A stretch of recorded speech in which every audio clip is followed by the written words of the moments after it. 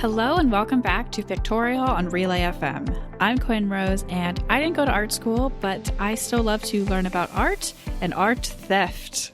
Hi, and I'm Betty. I also didn't go to art school, but I also love learning about art and also sometimes about crazy, dramatic things that happen in the art world, which is what we're going to talk about today. For today's episode, as regular listeners know, we usually do a little thing where we take turns researching a topic and sharing it with the other person. This time, we both watched the 4-part Netflix documentary series, This Is A Robbery, which is all about one of the most famous and notorious art thefts in history, which is the robbery of the Isabella Gardner Museum in Boston on March 18th of 1990. So the whole conversation we're about to have will have copious spoilers for the documentary, and by that I mean it has copious spoilers for real life.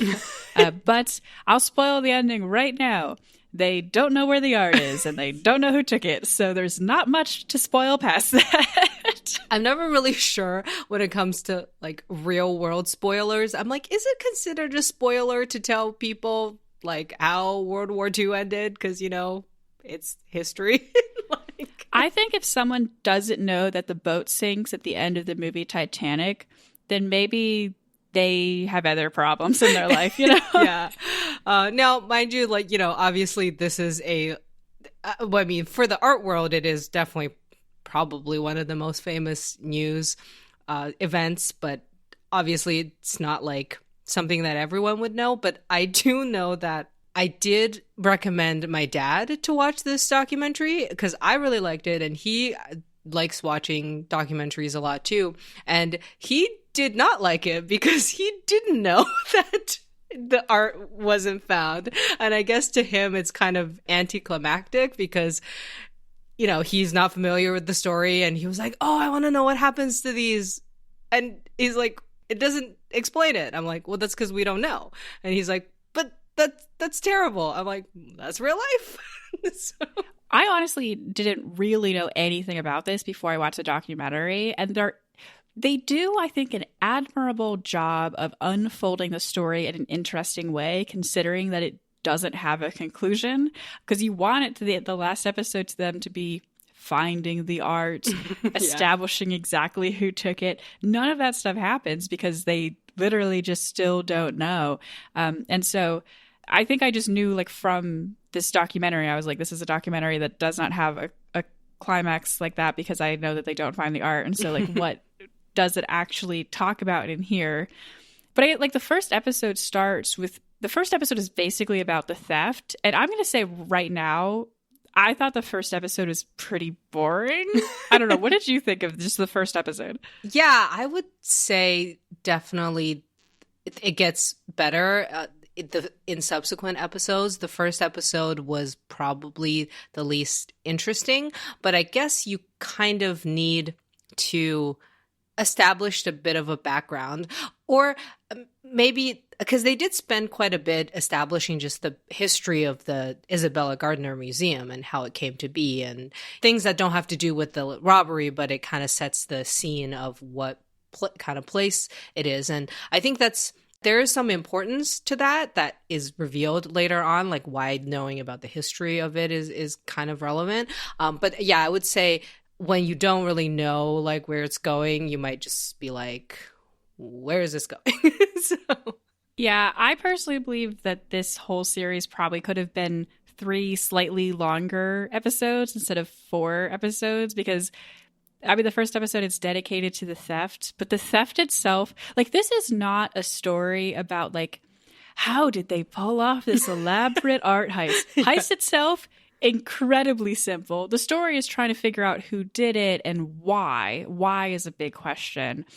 But they wanted to spend so much time on the actual heist itself. And like you said, like, they go into the history of the museum. And I think that like it's great to have that background color. But especially when you don't know exactly where it's going yet, you're like, why are we spending so much time talking about how people like the Isabella Gardner Museum?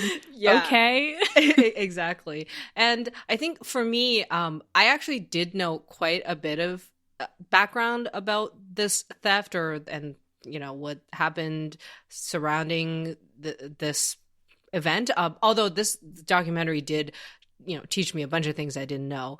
But yeah, I've actually been to the Isabella Gardner Museum at least like 3 times, I think. So, and the first time I went was probably like almost like 15 years ago when I was first in Boston.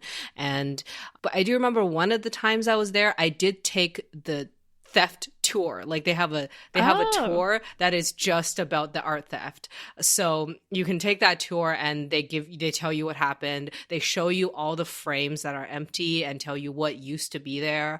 And then they tell you, yeah, we still don't have it. And if you have any clues there, you can report what you know, but basically we don't know where they are. So yeah, so I think knowing kind of in detail really like what happened for me was probably a bit more helpful because I kind of knew where it was going, or I kind of had an idea. One thing I didn't realize, or I think one thing that I was maybe under a false impression before seeing this documentary was I was under the impression that the museum, when the robbery happened, really just didn't care about security and didn't think about it a lot and just was totally, not thinking about it. And while it is true, their security, it was really bad, and this documentary really goes into how inadequate it was, they did actually show that a lot of people at the time were aware. They were like, we need to improve our security. This is really terrible. We need to do something about it. Like, I was under the impression that nobody even thought this was a thing that they should do, when in fact a lot of people did. It's just that they didn't do anything about it, which is somehow kind of worse, because it's like, you knew this is a problem, but you just didn't do anything until everything went wrong. Real woulda, coulda, shoulda situation. Yeah. To run through the basics of the actual theft, I will say my primary takeaway from this entire documentary, it was pretty easy to do crime in 1990. Exactly. Which there will be so many examples throughout this episode of just like, wow, it was a lot easier to do crime back then. But it really was very simple. 2 guys dressed as Boston police officers buzz on the door of the museum at like 1 a.m. There's this guy named Richard Abath, who was the security guard on duty. There were 2 guards on duty, and he was one of them. He was at the desk. He's not supposed to let anyone in. He does let them in. He thinks that they're police officers. They start talking to him, and then they say, hey, you look familiar. We think there's a warrant for your arrest. Like, get out from behind the desk. They handcuff him, and then apparently he says that they very dramatically say, this is a robbery, which I guess if you have that opportunity, you should take it to be as dramatic as possible. For sure. But they handcuff and they duct tape Richard Abath and the other guard on duty. They tape them like their heads as well and put them in the basement. And then they spend a remarkable 81 minutes in this museum. They were not worried about anything. They had no fear of God nor man. They're wandering around this museum. They're actually not. They spend most of the time in 1 or 2 rooms. And they take objects primarily from these 2 rooms. There's one painting that is stolen from another room that becomes a piece of interest later on, but we'll get to details of that in a moment. But basically, they get a bunch of paintings. They care and cut a lot of them out of their frames, which was pretty horrible. Mostly paintings. They also take a Chinese vase, which was the oldest object out of the museum that they took. And a few of them were quite valuable, especially one that they talk about a lot is Rembrandt's The Storm of the Sea of Galilee, which, as they say so many times in this documentary, is Rembrandt's only seascape. Yeah, they really emphasize that one. So they're in this museum for 81 minutes. They check on the guards a few times, making sure they're doing okay down there in the basement. And then they wander on out. And literally no one ever catches them.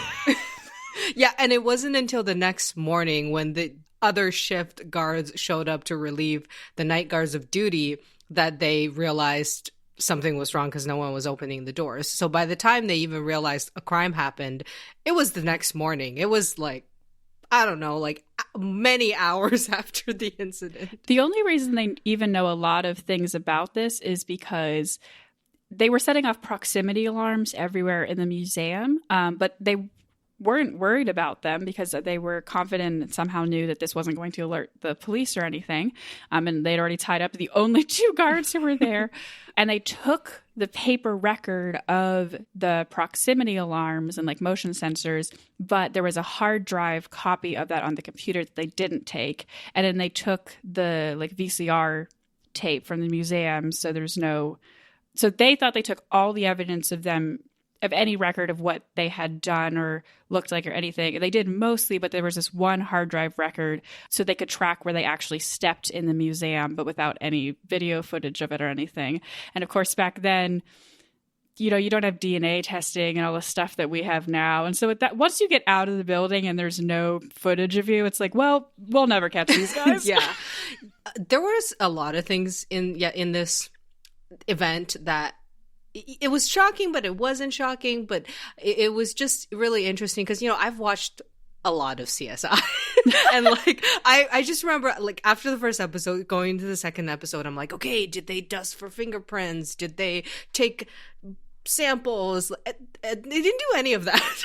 It seemed like, I know like at the time, DNA testing wasn't a thing, but it really just seemed like at the time, there was no protocol for what to do. Like, I think they said the Boston Police Department, what happened was they were touching everything and moving things around. So they like disturbed the scene already. So I guess there wasn't really a point in getting fingerprints. Like, I don't know, but it just seemed like they didn't do anything that you would typically see in a CSI episode. Yeah. At one point they said that the only thing that they could have gotten real good fingerprints off of was the duct tape that the guards were duct taped with. And then the duct tape disappeared out of evidence and they never found it again. And it's like, the Boston police are so incompetent. It's crazy.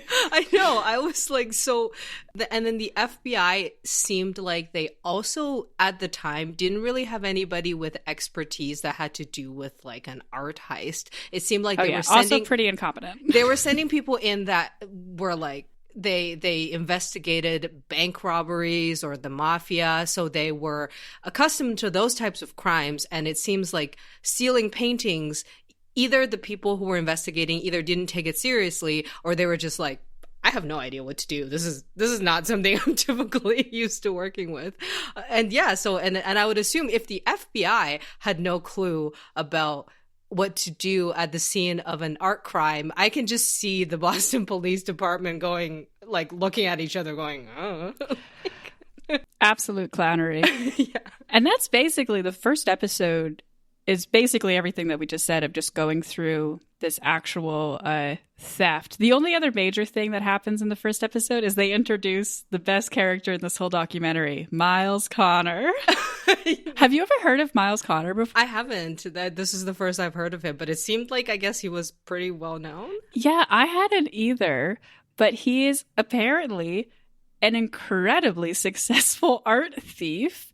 They described him as a legendary criminal in Massachusetts. And they didn't tell this full story until later, but this story is so good. So he stole a ton of art over the years. And there was this one crucial thing that happened that a lot of their theories about this art heist actually hinge upon, which is he was caught for something. In order to reduce his sentence, like, he's already caught by the FBI, okay? He's in trouble. He's facing jail time. He goes to the MFA, steals a Rembrandt, like gets chased down by guards and has to scare them away with a machine gun kind of level of stealing a Rembrandt off the wall. And he uses the Rembrandt that he just stole to bargain it back for less jail time. What was happening in Boston in the 70s? They could just do anything. It really seems just so bizarre because in movies like in Ocean's 11, those types of movies, you have all these like sophisticated people sneaking into whatever it is with all these like gadgets, and they're so planned out, whereas in real life, I guess. It's just a dude who walks into the MFA, takes a Rembrandt off the walls, starts running, shoots the machine gun at the feet of the guards chasing him, and like runs off in some getaway driver's van. And it's just like, it seems like more like something that would happen in some comedy skit. I can't believe that story's real. But that actually ends up being a large part of this, because the next 3 episodes of the documentary are basically all going into the different theories about who did this and why they did it, but mostly following the primary theory that it was related to the Italian mafia in Boston and various people related to that. And one of the things that they think might have been a motivation for this, because a big part of it is you can't really sell the art very well after, because it's so famous and it's so known, everyone knows that it's stolen, and so it's really hard to sell this kind of thing. So either you're like an oligarch who just wants it for yourself, or maybe you're a mobster who wants to use it as a bargaining chip if you get caught for any crimes. As demonstrated by Myles Connor, apparently literally works. You can just bargain back famous art in order to get reduced jail time for stuff. That was actually one thing I wrote down. I literally wrote down, is this really a good idea? Like when it came to the part about criminals using stolen paintings to barter for less jail time, because I'm like, it's almost like giving them incentive to commit a crime, in my opinion. It's like, oh, you mean paintings can get us less jail time? Okay, well then let's go steal some art, which is also a crime. But it seems like they continue to use this tactic, like whenever they interview or whenever they talk to Myles Connor or some of these other people that they suspected of being involved in this heist, they say things like, oh, if you give us information that leads to recovery of the painting, we'll shave off your jail time, or maybe even you can walk free, or like all kinds of things. And so in the end, they did talk about there is somebody who probably did get less of a sentence because of giving some sort of information. I mean, we still don't have the paintings, and I'm just like, should we really let convicted murderers walk the streets just for, giving back a painting they stole? It's very weird. Like, I would think that I was misunderstanding it, except for they talked about this concept so many times that I was like, no, they really mean like using the paintings, or sometimes even potentially information about the paintings for this, which, like, as you were saying, seems like to really just incentivize art theft. Yeah, so I think that they did spend quite a bit over the next few episodes looking at all the different possibilities of who could have done it. But I think one of the problems is, unfortunately, so many people could have done it. Like, they were like, there's the Irish mob, there's the Italian mob, and then there's like multiple people. But one of the problems was also, I think by the time they got somebody who actually was an expert on this issue in the FBI, it was already like 20 years later or something. And by this time, half of the people they think are having to do with this are dead. So it's like, okay. There's this little crew of a little crew. These are all hardened criminals. But, there's this little crew of Italian mobsters that they talk about. They kind of establish at one point. And then as the story unfolds, they go through basically all of these people getting murdered mostly each other. Some of them died of natural causes, but a lot of them were killed by someone or other. Oh, and I didn't mention this before, but in case you're going, why don't they think the famous art thief did it? They do think he was potentially connected, especially like he had connections to the mafia, and they thought that maybe he helped out in some way or helped store the art in some way, but he was physically in prison at the time, and so he has a pretty rock-solid alibi of not being the actual thief in this case. The end of the documentary, the only ending they really could have for this at all, is out of all of the people they suspected being involved with this at the beginning, only one of them is still alive. And in 2019, he was released from prison, and he's still not if he does know anything, he's still not talking. And so the trail is just totally cold. But yeah, this is David Turner, who's one of the central figures of the documentary. And the whole thing is his sentence for a different crime was mysteriously shortened right around the time that there was a big sting on someone else that they thought was involved in the painting. Oh, this part was embarrassing. The FBI throws a little press conference. Oh my God. Well, this is even before that. No, the FBI basically announces internally, and they basically tell everyone, well, we're going to find these paintings in this guy's house. And then they don't. And then later on, they throw a little press conference to say, we actually know who took the paintings. And then the press goes, okay, who was it? And they go, well, we can't tell you because it's still an ongoing investigation. And like, well, if you know who did it, where are the paintings? And they go, we don't know.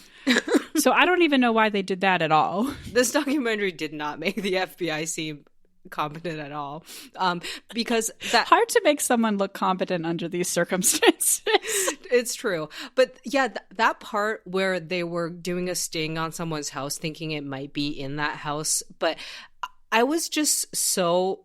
Yeah, I felt like I was feeling secondhand embarrassment from just watching, because what they did is, before they even found anything, they were just going to this house that they were told that it could be, things could be hidden there.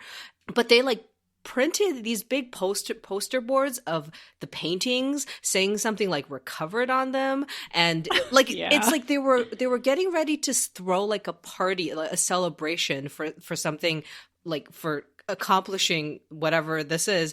And then they go into the house and they spent I don't know if it was hours or days. There were lots of hidden compartments and rooms and stuff that could have hidden stuff, but there was just nothing there. And then of course they all had to be oh, okay, I guess we're going home now. And I'm just oh my God, just to anybody, don't do that.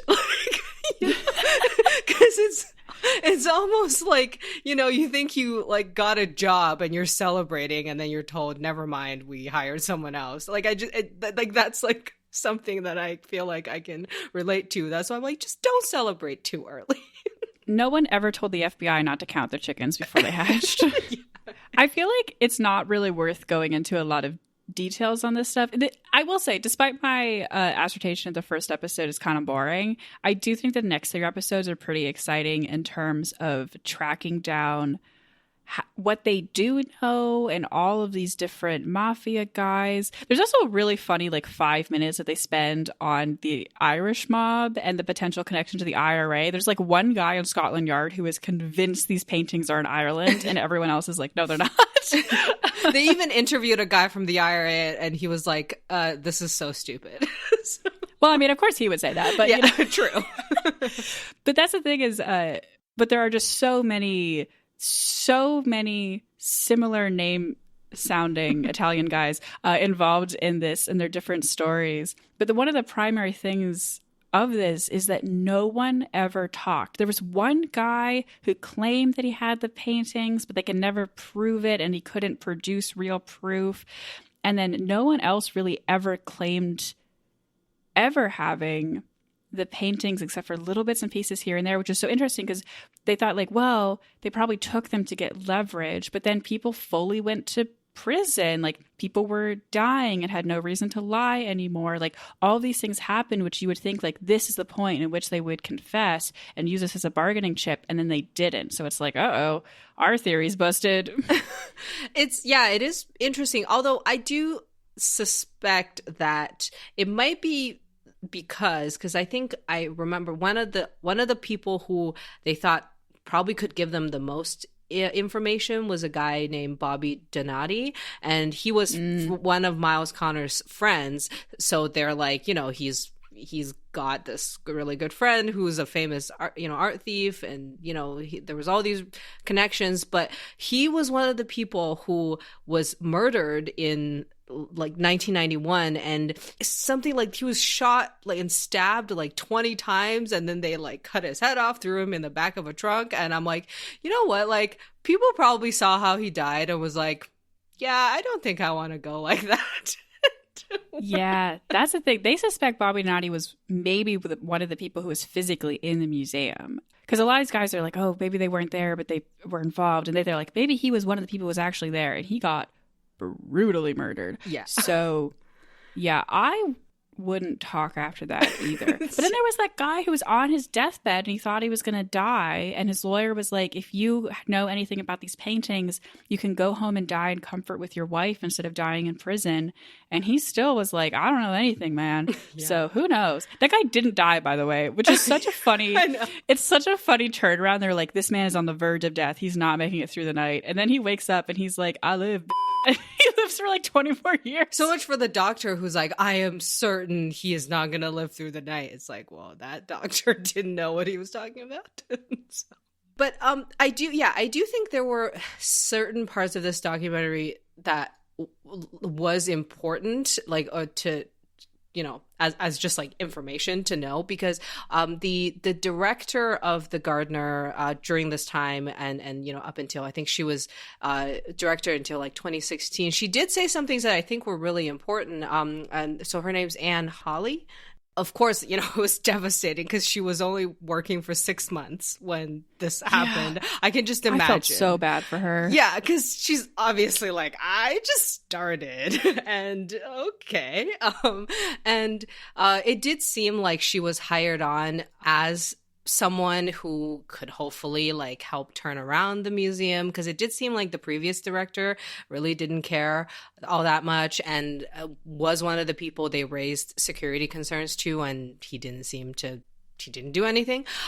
So, you know, unfortunately, the new director, she didn't have a chance to do anything either. But one thing she did say that was, I think, really important is basically like, she didn't say it in these words, but I'm paraphrasing her. But basically, stealing art is dumb.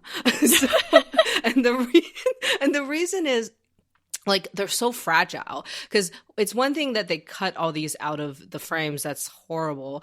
They probably, or I think at some point in the documentary, someone thinks they saw one. We weren't sure, we didn't know if that's real, but they saw that Rembrandt painting rolled up. And I remember like the interview with Anne Hawley, she was just like, oh my God, that is like devastating, because rolling a painting that old, you're pretty much destroying them. Like the paint's going to crack and flake off.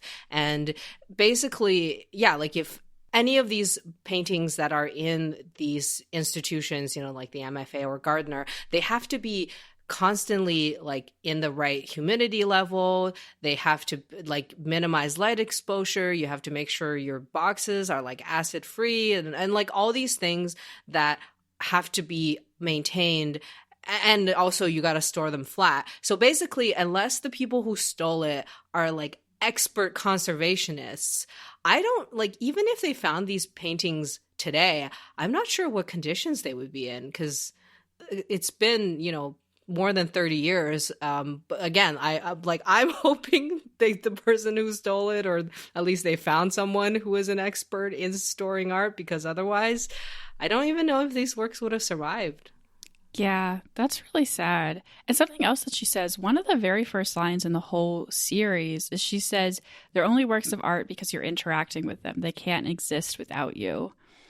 And in a documentary that's mostly about crime and not so much about the actual art, I thought that was such a beautiful way to really kick things off, speaking philosophically about what art actually is. And, you know, you take it from the walls and you're in real danger of hurting it severely, possibly past the point of ever being able to be restored. You're taking it away from what it was designed to do and made for, which is to be seen and to invoke feelings in others. And you're just turning it into this manifestation of a bargaining chip or status symbol or whatever they were intended to be used for, or maybe being used for today, and really taking the soul out of them. Yeah, I do think parts of the first episode that was important and relevant is, I think they were really, so yeah, I was not around before this theft, so I don't really know what people, like at what status the Gardner Museum was before this heist, but it did seem like they were saying it wasn't really a place that a lot of people paid attention to. Most people in Boston probably didn't even know why it was important, but it was important because not only was it a museum with all kinds of, you know, really priceless artworks by these really like renowned artists over the years. actual building is kind of a work of art in itself. Like Isabella Gardner, she built this kind of like a Venetian palace is how they described it. And it is like, if you get a chance to go, it really is a great place to just tour the building, because it's it's really beautiful. There's this interior courtyard that's just like a luscious garden, and it has like every single room has its own theme. There's like a red room, a yellow room, a blue room, and like a tapestry room. Like it's really nothing like some of these other museums, like the Museum of Fine Arts, which are also really cool places. But this is more like, I guess it's more like a boutique like art place. Like it's got character and it's really interesting. So what is interesting is this heist, I think, definitely did help to make this museum a lot more famous. Not to say that the people, are happy about it, but I do think, I guess maybe a silver lining of this is that people are a lot more aware of the Isabella Gardner Museum, and it is definitely more famous now than it ever was, most likely, and it definitely seems like they're paying attention to their security now. Yeah. It's like every time we talk about something terrible happening to an art piece, we're just like, well, it made that art piece way more famous.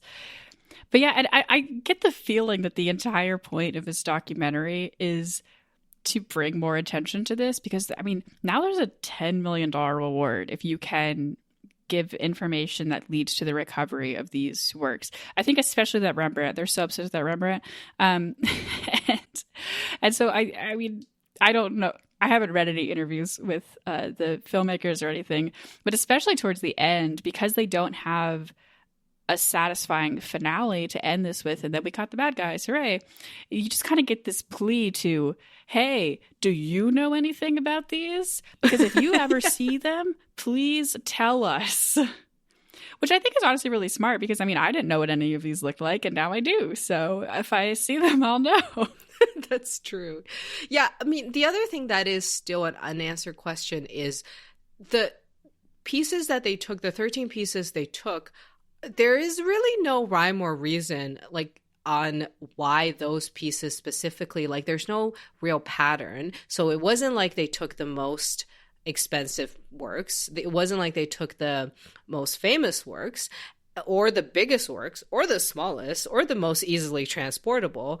There were just some random things, like taking a random Chinese vase, or taking like one of the eagles that's like on top of a flag that nobody actually kind of really cared about. So it does seem oddly specific. So either these people were just like, we don't know anything and we're just going to randomly grab a bunch of things because or there was some really specific reason, but we don't know. Yeah. I kind of wonder, will we ever know? Yeah. This is one of those mysteries where it may just never be.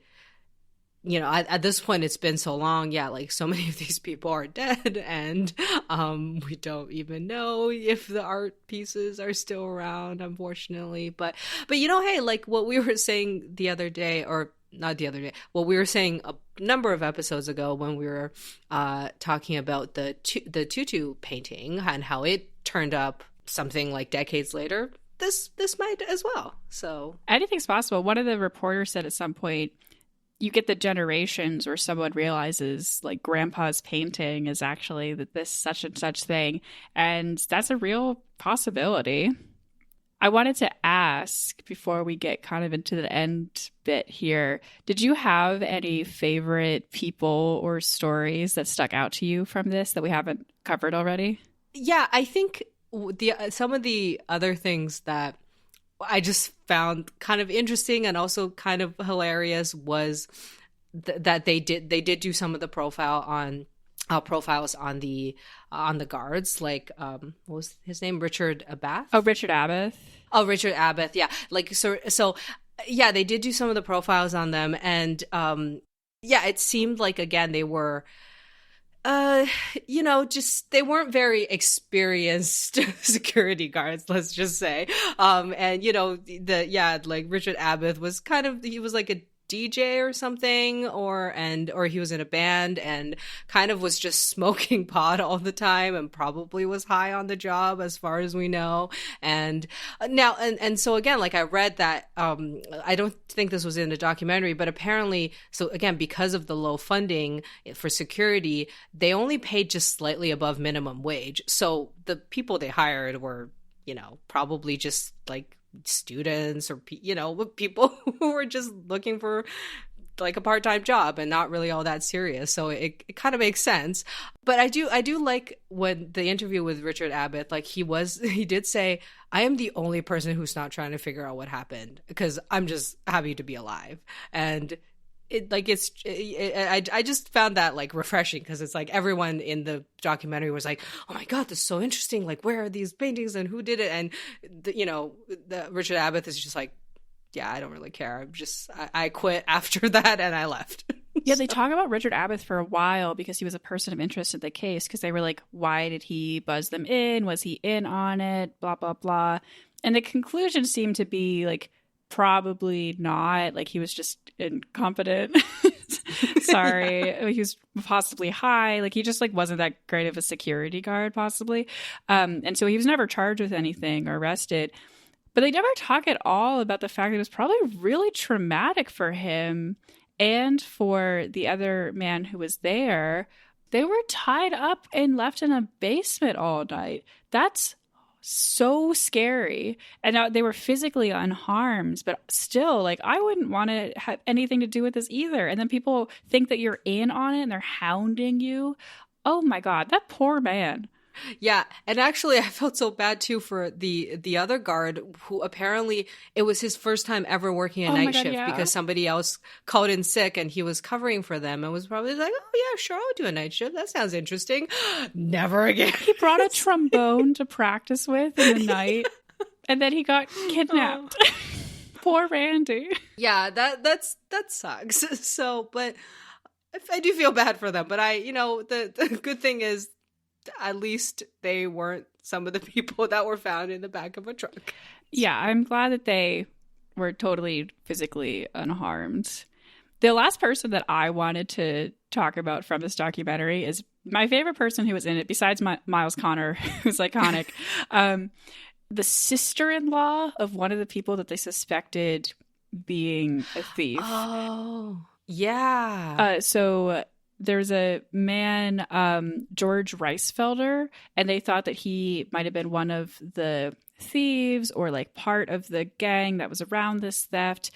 And they got an on-camera interview with his sister-in-law, Donna, who is my hero. She was so funny. And she tells the story that he called her and asked her to help him hang up a frame, like a framed piece of art. And she was like, George, this frame is feminine, it's frou-frou and girly, and it sucks. And also the picture that's in it is ugly. What the hell is this? And then later, when she's questioned by the police or the FBI or whatever, because they think he's connected to this, and they're showing her the picture of all the paintings, and she gets to the stolen Manet, and she's like, uh-oh, that's the painting I saw him hanging up on his wall. And then she was like, he couldn't have done this heist. He's so slow moving, like physically slow moving. And they were like, they were in there for 81 minutes. And she was like, oh, it could have been him then. That was probably George. Oh, no. I do love how when she realized it was the Manet painting and they were like, oh, so yeah, it was the Chez Tortoni. And she's like, yeah, I call it the Tortellini. Oh my God. She was so funny. And sadly, George also died very young. He died of an overdose in 91, like right as this investigation was very much still happening. But oh my God, I love her. It does seem like they were in a lot of instances onto something, or that when they were doing the investigation, because most likely these people had something to do with it. You know, either they were there or they had the paintings at one point, but unfortunately they're dead. So, and we don't know what else happened. Yeah, it's really hard to question people when they all keep dying. Yeah. Well, much like this documentary series, we don't have a conclusion to this because we don't know where the paintings are. Yeah, it's true.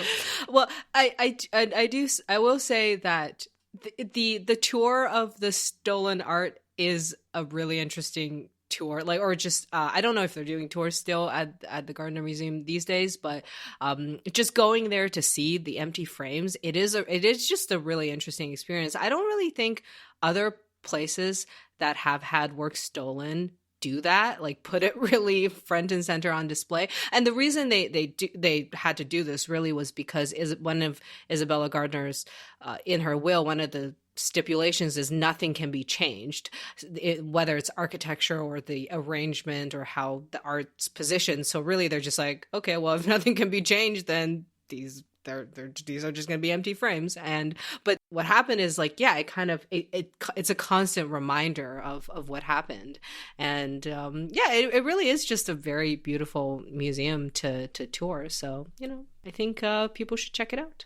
Yeah, so visit the museum. If you have any relatives who might be connected to the mafia in the Northeast, maybe check out their houses, see if there's any paintings in the basement.